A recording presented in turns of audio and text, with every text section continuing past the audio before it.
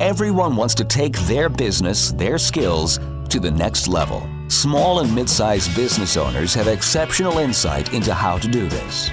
They endure and thrive because they find ways to overcome the challenges that come their way, and they can teach us valuable lessons to apply to our own companies and lives. Stephen Nooner, founder and owner of Alkali, a company with a unique process that helps businesses more effectively buy and manage their insurance programs. And Bob Gibbons, builder of Riata Commercial Realty, a real estate advisor and tenant advocate, are two prominent Metroplex businessmen who, along with their weekly guests, will ask their and your probing questions, finding impactful solutions that will help you reach for the next level.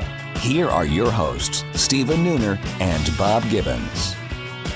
Welcome to The Next Level, Conversations that Propel Business. This is your host, Bob Gibbons. And I'm your other host, Stephen Nooner, and I'm excited to introduce our guest today, Thomas Wheat, Managing Partner of Pediatric Home Healthcare, an innovative private duty nursing agency specializing in pediatric services, is here with us. They have 7 offices around Texas and employ over 300 people. To learn more about Thomas or Pediatric Home Healthcare, please visit pediatrichomehealthcare.com. Very nice. Welcome, Thomas. Glad you're here. Oh, it's good to be here. Thanks for having me. So we always like to start off with the wisdom of others, and we are going to use a quote you gave us today from somebody that most people should know, Mahatma Gandhi. This will be our first Mahatma Gandhi quote. Yeah, and you're even pronouncing it so fancy, Bob. Good job. How should I be pronouncing No, it? it's just very well done. I just wanted to, give you kudos on your pronunciation there. I get those so rarely, Thomas, so I'm glad. I'll take it. So the quote is, "Be the change that you wish to see in the world." Why is that important to you? Yeah, I like that one because I feel I'm a passionate person, and I'm one of these people that feels that you should, live out the way you believe. And that quote's always inspired me. At our company, we have a lot of really, really great people who act from their heart, and it can be a tough business to be in. But we have good people who believe in what they do, and that shows. Excellent. So I was looking at this quote, and one of the things that came to me is that do you see this as being different than the golden rule? Which is? Treat others the way you want to be treated, right? I mean, so it's interesting. So actually, when I first read that, when we were talking about this, that's the first thing that came to mind is always work with an intense work ethic. Do what you say you're going to do, and do it on time, and treat others as you want to be treated. So I would say that is my favorite quote for me. But if we're talking about someone a little bit better known, it's the Gandhi one. Yeah. Well, actually, I kind of see those as a little bit different because you can see something that needs to change in the world, even though it may not affect you, and you still want to change that. Whereas the golden rule is sort of, now I guess you could argue, if you were in that situation, how would you want to be treated, and therefore that's the way you ought to act. So I can see the connection, but I also can see a little bit of a difference between it was those just two. something I thought about, so I thought it'd be a fun way to annoy everyone at the beginning of the show. All right. So, Thomas, you were telling us beforehand the little something that not everybody may know about you is you were a college athlete. I was. Tell us about that. Yeah, tennis player, Texas Tech Red Raider. Oh. Yeah, all the way out to Lubbock, Texas. So cool. So you did that like all 4 years in I college? did, and actually I started at University of Nebraska, Lincoln. So I was a Cornhusker the first 2 years and then transferred. Texas Tech was offering me a walk-on out of high school. So last second, I'd kind of decided to do something a little different and went to Nebraska. And then after my second year there, they said, "Hey, why don't you come over here?" So And you retired the winters and said, "I think I'll." it was a little far and a little cold. Although Lubbock can be cold. Yeah, but not not quite Nebraska. the same as Lincoln. Oh, Yeah. No, thank you. The hard part for me to love because of the raining mud. It just doesn't seem right. So tell us a little bit about your business and what you guys do exactly. Yeah, so we're a very niched form of home care. We do pediatric skilled private duty nursing. So what that means I was is gonna say, we put RNs and LVNs in homes of children that are chronically ill and medically dependent in minimum of 8-hour shifts. These kids are really sick for the most part. They are not terminally ill. Okay. There's a misconception there. We actually get a lot of our kids better with our services, which is the mission. but yeah, so we're putting RNs and LVNs in their homes, and kind of one's coming and going, and another's coming behind him or her, and So this is round the clock. round the clock. And these kids would be in acute care settings if it wasn't for this service. So what, I mean, do you have an example of some types of conditions or? Yeah, I mean, kids who are on trachs and a lot of G buttons, feeding tubes, things of that nature. Wow. We have quite a few kiddos that are ventilator dependent. So this is serious stuff. basically services that go beyond what their parents would be qualified to provide. Exactly. Do you have statistics? I mean, do a lot of them, depending on where they engage, do they improve in health more often than not, or is a lot of times it's just kind of keeping a stable existence, or what's? I mean, I know the goal is to improve, but No, it literally, it's a good question. It literally is the goal to improve, and we actually throw parties at our company when it happens. So when we age kids out of services, we wean their hours down, we actually throw parties. So going back to that quote, be the change you want to see, there's a little bit of a stigma in home care that not all companies really want to get all their patients so much better because maybe it's not good for business. Well, with us, that is the mission. Sure. So, and I guess that's got to be better for morale, because I got to imagine if you're dealing with kids, I mean, I know for most people that's a very sensitive, I mean, I can't imagine day in, day out serving sick kids. That's got to be an emotional drain. Just because most compassionate people are that have a heart for people are going to have a hard time seeing other people suffer. it's a tough one. Yeah. You're trying to make a marriage with mom, dad, nurse, and kiddo, and everyone's under a lot of stress, and you've got really, really sick children, and most people like kids and kind of tugs a heartstring as it is, but a really sick kiddo gets you a little more. Yeah. Well, it's tough to have that sort of quote stranger in the house. I know last year I had my father died and my mother-in-law died, and we had hospice care for both of them. And even though that was for a very short period of time, it was still weird having somebody that we didn't really know and wasn't part of the family in the home all the time. Even though they were great and we loved having the service, it just still was. It's just another layer of stress, I guess. Yeah, and our recruiters and schedulers are tasked with just that, trying to make all that work and put that chemistry in place, which can be tough because putting myself in the parents' shoes, I have a couple sick kiddos, and we're pretty selective about who comes into the home and who's around our kiddos, as we should be. Yes, absolutely. So, all right. So you brought up the issue of your own kids. So tell us a little bit about that, and was that part of the reason that this company got started in the first place? Yeah, so my oldest son, Thomas Caden's 8 years old, and this company's about 6 years old now. He was having some interesting health issues at the time just before starting this company. We were having a hard time getting him diagnosed, so we were going from hospital to hospital and very frustrated with it. But at that time, I was actually friends with some guys who were in this business and, quite frankly, were the operational knowledge. I didn't have the operational knowledge of the business, really didn't even know this segment existed. And I think a lot of people would tell you that. Sure. Because it's such a niched form of home care. But we started talking, and I became enamored with the business. I was hearing about the good work they were doing, and there was an opportunity for them to break and do something different. And the health issues that I was experiencing with my son was certainly a catalyst behind passion for doing it, for me being a part of it, and really being a part of something that mattered and makes the world a better place. I think there's a lot of businesses out there that maybe do well, but do they really make the world a better place? This was one of those businesses I felt did, and I wanted to be a part of it. So making the world a better place, what's the alternative if your business didn't exist? They would just spend a lot of time in the hospital, or? A lot of time in acute care settings. Yeah. Our whole goal is just enabling them to have a better quality of life and trying to get them better, but keeping them in their home with their mom and their father and out of hospitals. So are there a lot of other companies that do what you do, or there's quite versions? a bit of competition. The unique thing about us is that we only do PDN. A lot of our competitors have a division of what we do. So they may do pharmacy, they may do DME, therapy, all these sorts of things, where we've stayed really focused to just PDN. And I think it's served us well because we know it pretty well and we're pretty good at it. But there's a lot of competition. There's some smaller operations that do just this, but a lot of the larger ones have a division of what we do.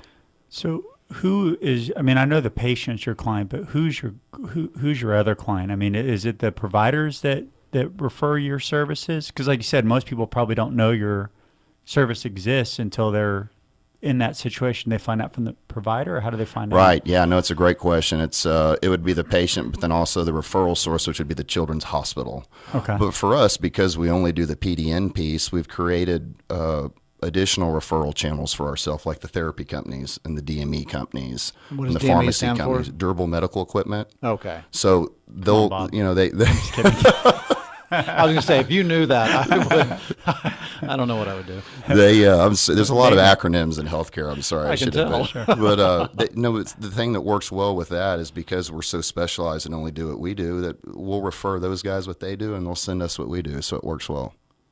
Interesting. So we talk about different kinds of therapy. We have therapies that people have home health, which is not the same thing as the chronic home health that you're doing. So I'm a little unclear as to where one of those stops and another one starts. Yeah, so a lot of it would, and there's all kinds of facets of home care, but a lot of it would be that you're probably alluding to as attendant care. There's some sitter care type services and things of that nature. For us, to qualify for our services, you pretty much have to have a central line and have something medically really going on that's very sensitive. So would somebody use your services and another kind of home health service, or would everything they need be covered by you? Potentially, they can, and in the case where they're using other durable medical equipment suppliers for their DME stuff, and they're using therapy agencies to handle the physical therapy component of it, because we don't do that. So yeah. Now, I'm sorry, one other question real quick. You mentioned aging out. So your clients are up to the age of 21. Do they stop being your client at that point because you've chosen to only serve people up to that point, or is it a funding issue? It's a funding issue. Yeah, it's a program. It's private duty nursing, and it's the program that our kids fall into: CCP, Comprehensive Care Program, and MDCP, the Medically Dependent Children's Program. And that's a government funded That's a government thing. It's a legislative thing. It's they can be in our program up to the age of 21. So if they're still in our program at that point, we basically transition them to other services. One of the questions I wanted to circle back to is you talked about your dispatcher trying to coordinate the even personality types, or making sure that there's synergy there. How do they do that? Because that seems unique. Yeah, they're, I think, tasked with one of the toughest jobs, but it's a combination of some online resources and basically just trying to be a problem solver between the parents and the kiddos and the nurses, and just make that match. But then also a big part of it is selecting the right nurse. And we have a very rigorous training and screening process where we're bringing nurses in. And that's actually the purpose of all of our physical locations, which is a little unique, is, yeah, we have operational teams in all those locations, but we have rooms set up where we're driving nurses in to keep them in front of us. Keep testing them, keep training them, show them how to change a ventilator setting or a trach, and make sure that they're highly qualified before we put them out in the home. So trying to kind of put all that together can be a tough challenge, but they're really good at it. Sure. So you're kind of a recruiting firm as well as a service firm, because you're having to recruit those nurses all the time. Are these full-time employees, or are these people that are also maybe moonlighting from a hospital or something? So the field nurses are also W-2'd, so they're employees, but they're variable hour. Okay. So they're moving in and out. So we have when we got hundreds and hundreds of them, there might be 700 on our roster. Wow. But on average, there might be 400 or so that are being paid on a weekly basis that are doing shifts for us. And they're not all exclusive to us, but some are. So that's a major feat to manage all those people with such variable schedules, but still providing the round-the-clock care for all those people. That's impressive.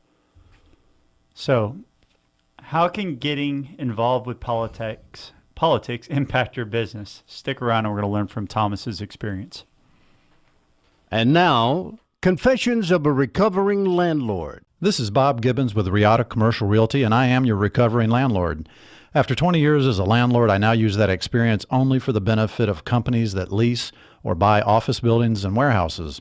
Today's confession: knowledge is power. We all negotiate from a position of power and strength, or at least we want to. In any negotiation, the party with the most knowledge probably has the upper hand. And landlords count on this being the case whenever you're negotiating a lease, because most landlords are professional real estate investors, and they hire professional leasing agents and property managers. Landlords are in the market every day negotiating leases, while tenants probably only negotiate one, maybe two leases every few years. So tenants feel outgunned. Don't let landlords have all the power. As a former landlord for 20 years, I understand how landlords think and what motivates them. So let me put that knowledge and experience to work on your side of the negotiation. To learn more, contact me at TexasTenantRep.com. Again, that's TexasTenantRep.com. Have you started making plans to take your business to the next level in 2016? Hi, I'm Stephen Nooner, founder and CEO of Alkali. We have a trademark process called the Empowered Advantage that enables CEOs, business owners, and entrepreneurs to more effectively buy and manage their insurance. Before sitting down to make your plans for the new year, here are just a few things to consider. Would you say that you have an actual insurance strategy, one that you can articulate, or have you just purchased a policy here and there over the years? If you have an insurance strategy, was it discussed under the pressure of a renewal deadline or considered earlier in the year to avoid fire drill decision making? If your answer was no to either of these questions, then you may not have the right partner on your team. Visit alkaliservices.com to contact us and take the next step to a bigger and better future. Hi, my name is Trey Rome. I'm the owner and founder of Home Tax Solutions. We help people pay their property taxes when they're in sticky situations, and I wish I would have had us around before I knew I had to be on this show with Bob and Steve. Welcome back, everyone, to The Next Level. We're here with our special guest, Thomas Wheat, managing partner of Pediatric Home Healthcare. If you want to learn more about Thomas, please visit pediatrichomehealthcare.com. So, Thomas, I wanted to circle back and talk a little bit more about the beginnings of your company. You talked a little bit about the motivation with your son's health issues at the time. Tell us a little bit more about how it actually started and sort of what were the challenges you found that you had to overcome? Yeah, so at that time, I actually had a small printing business, which I still have today, and it's very small, and really, it's not an operation where I can employ a whole lot of people the way it's set up. So I really kind of always had the drive to do something bigger and have a big team around me where I could feed off that energy every day, go into an office setting. And this opportunity presented itself through my friends who were actually in the business. And one day, literally, my buddy shows up, we're on the golf course, and tells me that his brother, who was the majority owner of their company at that time, that does exactly what we do, was under an LOI to be sold. And he didn't know what he was going to do. So naturally, I say, well, have you ever thought about doing your own business, starting your own agency? Right. That turned into questions about how much capital would it take, and then come to find out he had a non-compete. So there were a lot of challenges with that, but long story short, over the many months to come, I ended up convincing him to help me handpick an operational team to start our first office, and I put up the capital, and now I'm fighting non-competes, which was not fun. It's the first lawsuit I've ever been involved in, and it was an investment decision and some friends and a company that I believed in. So it was a very challenging time. So how did you handle the non-compete issue? Well, I went through 3 rounds of attorneys. First 2, I had to say thanks but no thanks because they were just spending all of our cash. We had barely had a Medicaid license, and we're trying to bill for services and do these sorts of things, and we're spending all this money on 2 different councils just corresponding with one another. Is draining us. Oh my gosh. So finding the right attorney who believed in us and knew what we needed to do while conserving cash flow and was huge. So we finally found someone who helped us in that situation, and we end up winning this lawsuit by motion of summary judgment, but it took a year and a half, give or take, and we spent a lot of money doing it. How much sleep did you lose during that time? There was a lot of sleep that was left because, the team that we selected were all making good incomes and had stability. Even though there was that one situation where that company was being bought, there wasn't any certainty that those guys were going to be left jobless. Sure. So going into a complete startup with lawsuits coming at you, Yeah. and I'm trying to rally the troops and keep them all positive. Meanwhile, when I'm going home at night to my family, I'm like, oh my God, how are we going to put this thing together? So you mentioned that you were the capital behind it. I was. You funded this thing out of your own pocket? Did you deal with bankers? How did you? I did, and then I pulled my dad, brother, and sister in as partners as well. This can be tricky cash flow. So an important component is a good banking relationship and having someone who can give you some type of a receivables line or line of credit. Mm-hmm. But at that time, we had a lawsuit going on. We were less than 2 years old. It was Medicaid, it was medical receivables, and all the popular reasons. The bankers just didn't want to get on board, so I became the bank. So multiple loans to make payroll, and interesting times. Yeah, because I would think you have a significant gap between the time payroll has to hit and the time you collect on the, because you said you're government funded. I wouldn't exactly expect that to be punctual. Yeah. The payments, in my opinion, the rates are low as is, and that gap just became a little larger with some recent legislation that came down against us. But yeah, it can be tricky cash flow. So what's going on legislatively? I mean, we talked, it was, I couldn't say the word politics before the break, but let's talk politics. Yeah. What you're not supposed to talk about. I know you're involved or were involved with a council with Rick Perry.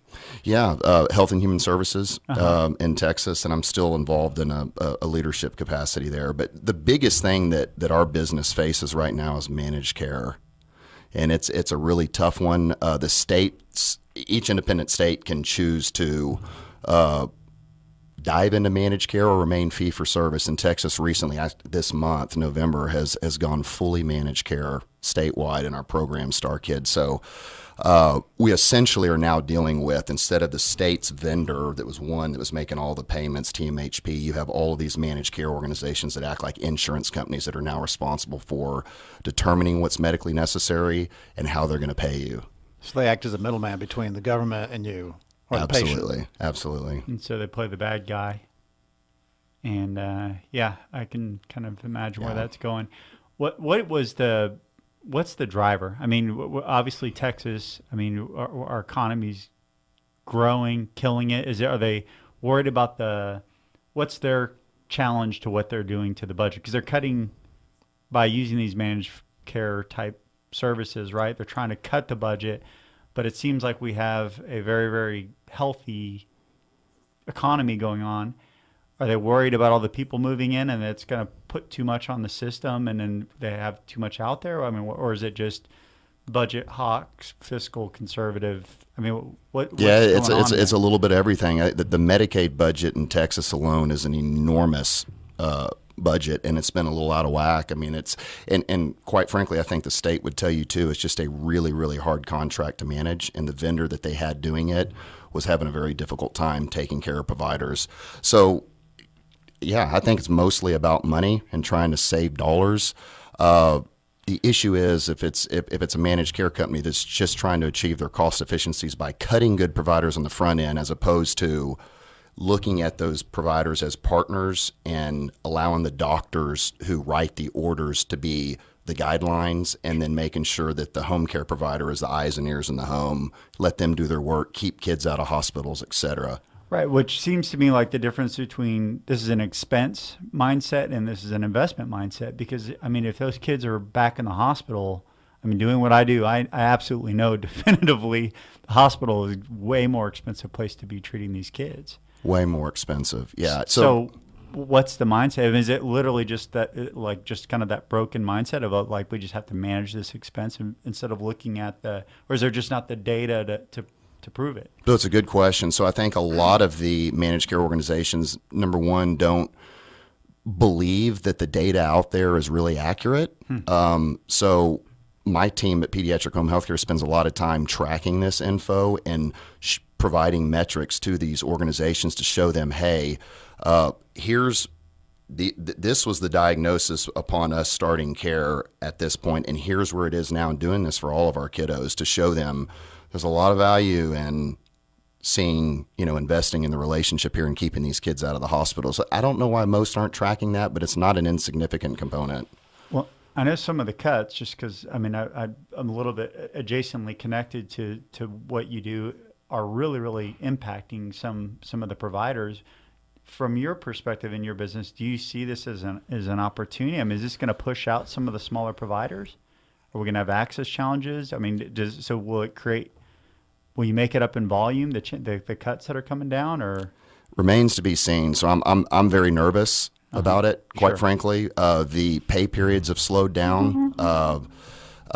Getting approval on certain cases on hours is already challenging. Again, it's brand new, so I'm hoping that this gets better as the months progress here. But it's a system that I'm nervous about.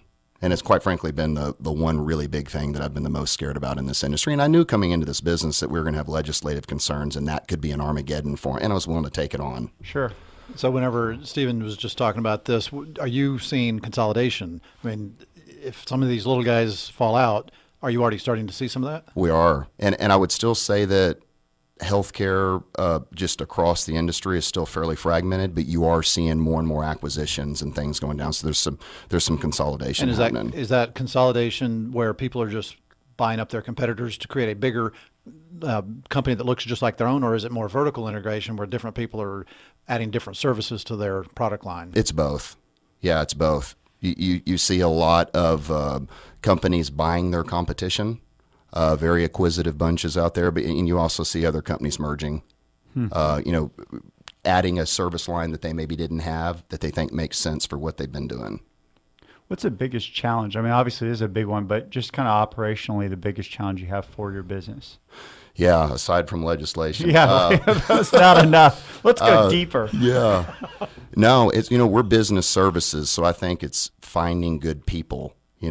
All you have and what we do, it's what you say and what you do and how you say it and how you do it. And we're dealing with these very tough situations all day, every day. So finding the right person and plugging them into the right spot, even if you get the right person, are you putting them where they can be used the best? So that's always it. And is that in the nurse provider in the home, or is that more at the corporate level, management and finding the right people to go out and find those nurses? Yeah, it's all throughout the organization. I mean, we have recruiters and schedulers, we have quality assurance nurses, we have directors who are in-house RNs, we have account managers, operations teams, credentialing, HR, then you have all your field nurses who are RNs and LVNs. So that is the challenge, is finding the right person for the right fit. So with 700 people in the field, how many people are at corporate? How many people does it take to manage that process? Yeah, so we roughly have 50, 55. Okay. Quite a few. Yeah. Wow. So what's next for you? If we're sitting together 3 years from now, what would you like to see happen? Well, hopefully I'm still running this business and we're having a much larger impact. And quite frankly, I wish we had a larger impact than we have right now. And we are, like you said earlier, we do have 7 offices. We have a corporate office plus 7 locations. I would hope that we have a lot more locations. And really kind of our mission has been PDN supremacy in Texas. And there's a lot of work for us to do right here, sticking to our home state. So hopefully we've made a lot more headway, opened up a lot more locations, and put a lot more great people to work, and we're doing good things. So if somebody wanted to open up a similar shop, what advice would you give them? Wow. With the legislation going on the way it is, I would say be very careful. Make sure you're extremely passionate about the business. Because I knew that was going to be a big hurdle for me, but my passion and determination to do things the right way and do something in this business superseded that. So, Well, Thomas, thank you for your time today and for sharing your wisdom. Thank you to the audience as well. Bob, I appreciate you just showing up. you guys are fun. Now, if I just start contributing, it would all be well. Hey, if you want to know more about the show, please go to nextlevelshow.com, and you can see an archive of everybody we've ever interviewed, and you can even see one of our guests who forgot Stephen's name. See you next week. You have been listening to The Next Level, Conversations That Propel Business with Stephen Nooner and Bob Gibbons. Join us every Tuesday at 1:30 p.m. for more prolific conversations that will take your business to the next level.